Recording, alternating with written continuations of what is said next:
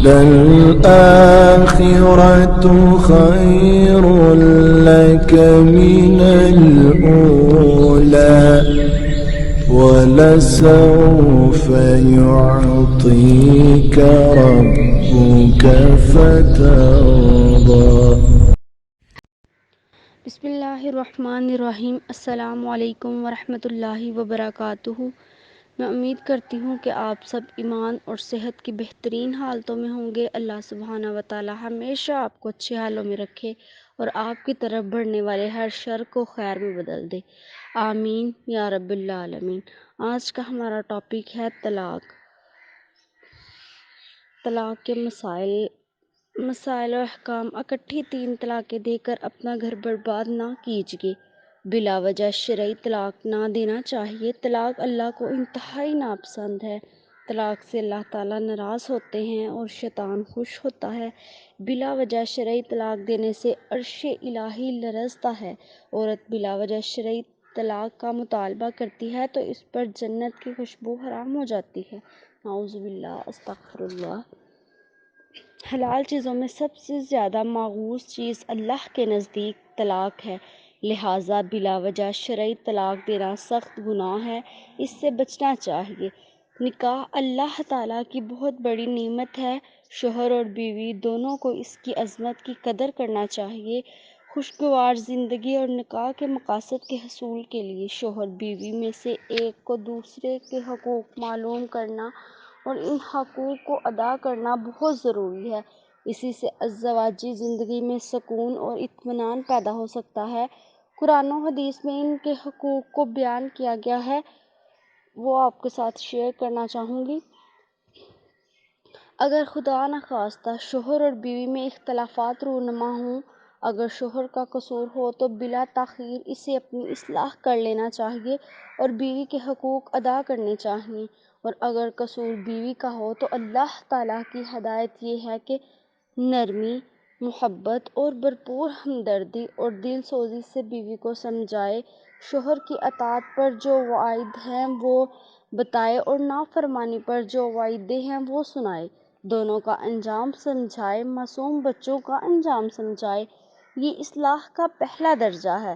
اگر اس کوشش سے معاملہ سدھر جائے تو بہت خوب، ورنہ دوسرا درجہ یہ ہے کہ اپنا بستر اس سے علیحدہ کر لے۔ ممکن ہے کہ یہ ظاہری طرق تعلق پختہ ہونے کا سبب بن جائے اور عورت اس کی وجہ سے اپنی بد اخلاقی اور نافرمانی سے باز آ جائے، لیکن یہ طرق صرف بسترے کی حد تک ہو، مکان کی جدائی نہ ہو۔ عورت کو مکان میں تنہا نہ چھوڑے اور عورت اس کا شریفانہ سزا و تقدیر سے بھی متاثر نہ ہو تو تیسرا درجہ یہ ہے کہ اسے معمولی طور پر مارنے کی اجازت ہے، جس سے اس کے بدن پر اثر نہ پڑے اور زخم وغیرہ نہ آئیں۔ چہرے پر ہرگز نہ ماریں، اس سزا کی گنجائش تو ہے مگر شریف مرد اسے اختیار نہیں کرتے، جیسا کہ حدیث میں ہے، اچھے مرد مارنے کی سزا عورتوں کو نہ دیں گے، چنانچہ انبیاء علیہ السلام سے کہیں ایسا عمل منقول نہیں۔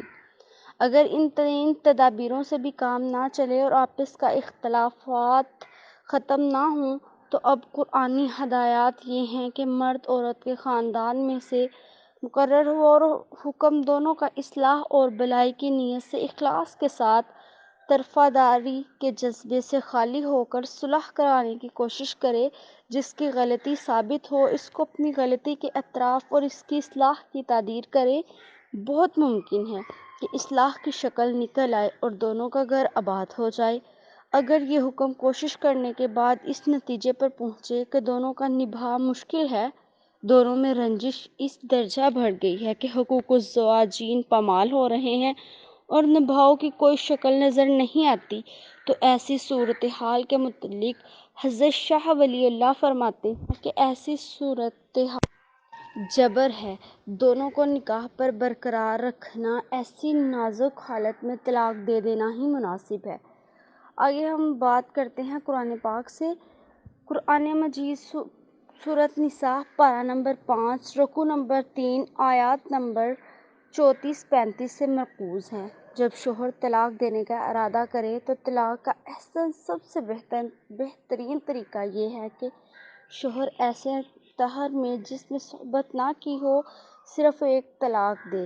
عدت گزر جانے پر عورت شوہر سے بالکل جدا ہو جائے گی اور جہاں چاہے نکاح کر سکے گی۔ یہ طریقہ سب سے بہتر ہے۔ ایک طریقہ طلاق حسن کا بھی ہے کہ ایسے تہر میں جس میں صحبت نہ کی ہو ایک طلاق دیتا رہے۔ آج کل مسلمانوں میں اکٹھی 3 طلاق دے دینے کا رجحان چل پڑا ہے، بلکہ بہت سے لوگ یہ سمجھتے ہیں کہ 3 طلاق کے بغیر طلاق ہی نہیں ہوتی۔ یہ بالکل غلط ہے۔ ایک طلاق دینے سے بھی طلاق ہو جاتی ہے۔ عدت پوری ہونے کے بعد عورت بائنہ ہو جاتی ہے اور جہاں چاہے نکاح کر سکتی ہے۔ جوش اور غصے میں آ کر یا غلط فہمی کی وجہ سے 3 طلاقیں دے دیتے ہیں۔ جب جوش اور غصہ ختم ہوتا ہے یا صحیح طریقہ معلوم ہوتا ہے تو پچھتاتے ہیں اور پریشان ہوتے ہیں۔ اگر صرف ایک طلاق دیں تو ایسی پریشانی نہ ہوگی۔ ایک طلاق دینے کے بعد شوہر بیوی کو اپنے ساتھ رکھنا چاہے تو بہت آسان ہے۔ اگر عدت پوری نہ ہوئی ہو تو شوہر کا صرف رجوع کر لینا کافی ہے۔ رجوع کر لینے سے عورت اس کے نکاح میں حسب سائے قائم رہے گی اور عدت پوری ہوگی اور دونوں کے ساتھ رہنے پر رضامند ہو تو دونوں کی رضامندی سے دوبارہ نکاح کرنا کافی ہوگا۔ حلالیہ کی ضرورت نہ ہوگی۔ البتہ ان دونوں صورتوں میں اب شوہر صرف 2 طلاق کا مالک رہے گا۔ آئندہ کبھی ایک طلاق اور دے گا پھر صرف 1 طلاق کا مالک رہے گا، اور اگر کبھی 1 طلاق دے گا تو عورت متقع ہو کر حرام ہو جائے گی، شرعی حلالیہ کے بغیر حلال نہ ہوگی۔ اور شوہر نے اکٹھی 3 طلاقیں دے دی تو شوہر گناہ گار بھی ہوگا، اور 3 طلاق کے بعد دونوں اپنی رضامندی سے اپنا گھر آباد کرنا چاہیں تو شرعی حلالیہ ضروری ہوگا۔ شرعی حلالیہ کے بغیر کی عورت اپنے شوہر کے لیے حلال نہ ہوگی۔ قرآن و حدیث سے یہی بات ثابت ہے۔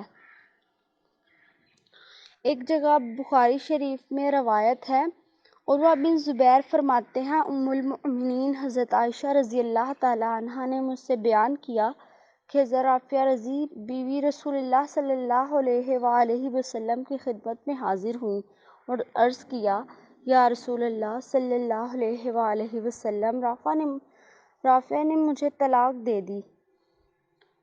اس کے بعد میں نے عبد الرحمن بن زبیر سے نکاح کیا اور ان کی حالت کپڑے کے پھاڑنے کی طرح ہے۔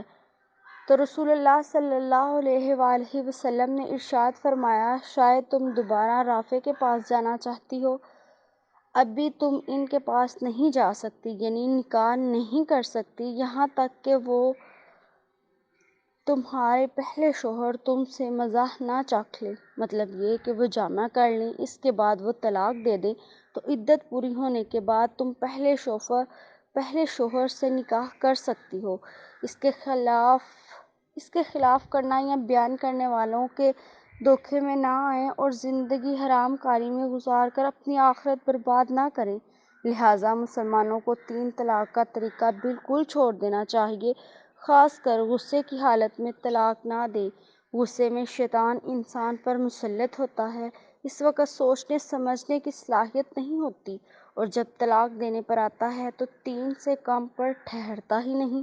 غصے کو قابو میں رکھیں۔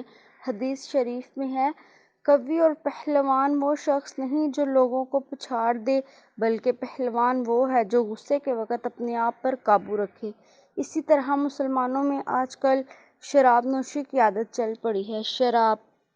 شراب پینے کے بعد اکثر طلاق کے واقعات رونما ہوتے ہیں اور نشے کی حالت میں اکثر 3 طلاقیں دے دی جاتی ہیں جو واقع ہو جاتی ہیں اور اس کے بعد پریشانی ہوتی ہے۔ شریعت میں شراب پینا حرام ہے۔ شراب پینا پیشاب پینے کے برابر ہے۔ استغفر اللہ، نعوذ باللہ۔ قرآن و حدیث میں شراب کی بے حد مذمت کی گئی ہے۔ شراب پینے کے بعد انسان ماں بہن میں فرق نہیں کر پاتا۔ عقل جیسی نعمت زائل ہو جاتی ہے۔ اس لیے معاشرے میں شراب نوشی کی عادت کو بھی ختم کرنے کی سخت ضرورت ہے۔ بااثر لوگوں کو اس سلسلے میں عملی قدم اٹھانا چاہیے اور اس گناہ کبیرہ اور بری عادت سے مسلمانوں کو روکنے کی ہر ممکن تدبیر کرنی چاہیے۔ اگر طلاق دیے بغیر چارہ نہ ہو تو مناسب یہ ہے کہ طلاق دینے سے قبل کسی تجربہ کار عالم یا مفتی سے مشورہ کر لیں، ان کے مشورے پر عمل کریں، انشاءاللہ پشیمانی ہوگی۔ بعض اوقات لوگ طلاق کا معاملہ وکیل کے پاس لے جاتے ہیں، وکیل بھی طلاق نامہ لکھنے میں عموماً 3 طلاق لکھتا ہے، ان کو بھی اس سے اعتراض کرنا چاہیے۔ بہت ہی شدید ضرورت ہو تو صرف 1 طلاق لکھنے پر اتفاق کریں۔ عورت یا اس کے گھر والوں کو اصرار ہو تو 1 طلاق بائن لکھیں۔ یہ مضمون اچھی طرح سمجھ لیں اور اس کے مطابق عمل کریں۔ اے اللہ ہم کو فرما بردار کی حالت میں زندہ رکھ اور فرما برداری کی حالت میں موت دے، اور ہم کو نیک لوگوں کے ساتھ ملا دے، اس حال میں کہ نہ ہم رسوا ہوں اور نہ اپنے اتفاق کو بدلے۔ اللہ ہم سب کو ساری زندگی اپنے دین پر چلنے کی توفیق عطا فرمائے۔ اسی کے ساتھ مجھے دیجیے اجازت۔ اللہ حافظ۔ السلام علیکم ورحمۃ اللہ وبرکاتہ۔ وَلَلْآخِرَةُ خَيْرٌ لَكَ مِنَ الْأُولَى وَلَسَوْفَ يُعْطِيكَ رَبُّكَ فَتَرْضَىٰ